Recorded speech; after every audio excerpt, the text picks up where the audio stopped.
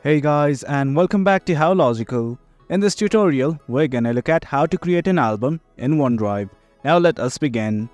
As you can see, I have already logged into my account. In case you have not do it right now, it is quite easy. If you don't know how to, we have created a video regarding that as well. Now let's simply look at how to create an album. Initially, what you guys have to do is simply go to Photos.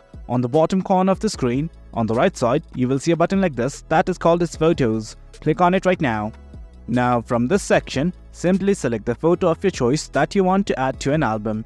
Let's say I select this one right here. Once the photo has opened, something like this will open up. Denote that it is going to provide you with lots of options, namely from share, edit, delete or download. But right now, what we want to do is simply add it to an album.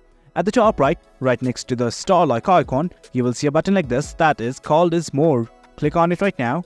Then something like this will open up. Denote once again, lots and lots of options. But if we simply scroll down, you will see a button like this that says Add to Album. Click on it right now. Once you click on it, something like this will open up. Denote, as right now I do not have an album, this thing has opened up. To create an album, at the top right you will see a plus icon right here, right next to Cost. Click on it. Now you simply have to name your new album. I'm okay with the new album thing, so I'm simply gonna hit an OK. Now as you can see, the new album has been created, so I'm simply gonna select this one. And at the bottom right, you can see that the Add to Album button is now available. Simply click on it. And guys, that's it. That's how we create an album in OneDrive. It is quite easy.